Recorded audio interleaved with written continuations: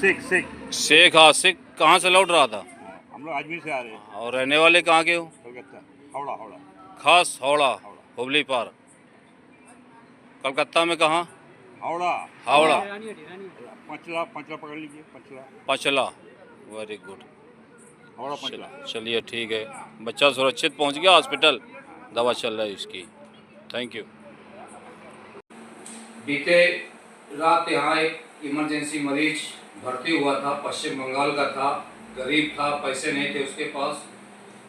Doctor साहब ने बड़ी अच्छी सेवाएं दी और क्या कुछ उसके परिजनों ने लापरवाही की थी और कैसे क्या इलाज हुआ, इसी के लिए आज यहाँ बैठे और वीडियो बनाने जा रहे हैं।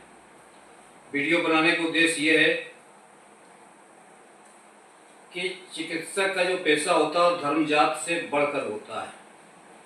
इस समय देश में हिंदू मुस्लिम फैलाने का प्रयास किया जा रहा है।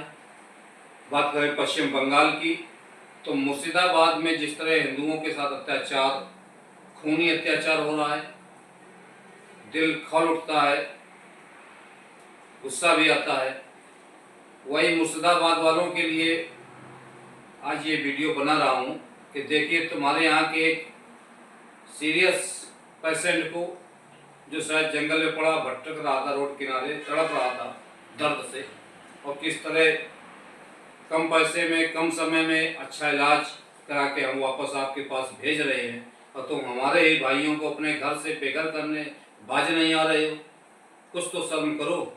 इस देश में ज़रूरत है शांति और विकास की, लेकिन आप जिस रास्ते चल रहे हैं तो उसमें ना शांति होगी और ना ही विकास होगा। क्यों डॉक्टर साहब? हम लोग तो पैसे से डॉक्टर हैं और हम लोग इतने शाइनी, ब्लड हो या जान हो सभी के लिए ज़रूरी है। और सब लोग पूरे देश को ये समझना होगा कि हमें इस देश को कैसे बनाया है और हमें कैसे बना के रखना है। तो डॉक्टर होने के नाते मैं इतना ही कहूँगा कि हमारे पास लड़का आया शेख आशिक करके, जिसकी उम्र लगभग 18 साल थी, और उसको सीवियर डिहाइड्रेशन था। रास्ते में जो उसने खाना ना खाया उसकी वजह से सीवियर फूड पॉइजनिंग हो गई थी। फूड पॉइजनिंग की वजह से उसको कंटिन्यू वाटरी लूज मोशन हो रहे थे, जिसके कारण इलेक्ट्रोलाइट इम्बैलेंस हुआ और उसके बाद फिर वो धीरे धीरे बेहोशी की तरफ जा रहा था। जब आया था तो बीपी लगभग नील थी, पल्स नील थी।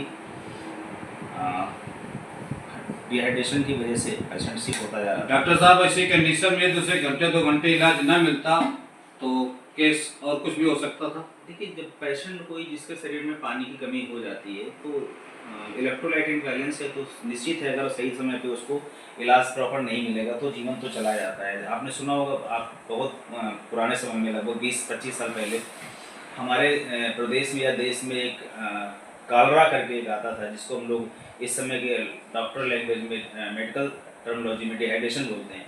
तो उससे बहुत लोगों की जान जाती थी। जब शरीर में पानी की कमी होती तो मल्टी ऑर्गन फेलियर में पेशेंट चला जाता है, जिससे जान जाना तो निश्चित है। उसका उपचार एक ही है कि जितनी जल्दी हो सके उसको हॉस्पिटल में एडमिट करें। सरकारी या प्राइवेट प्रॉपर ग्लूकोज और इंजेक्शन मिलेगा तो पेशेंट ठीक हो जाता है। डॉक्टर साहब, एक चीज़ और आई मेरी नज़र में, चूँकि रात को मैंने ही वहाँ जंगल से उसको उठवाया था, हाईवे किनारे, सेगो नदी किनारे तड़प रहा था, दूर दूर तक कोई साधन नहीं था।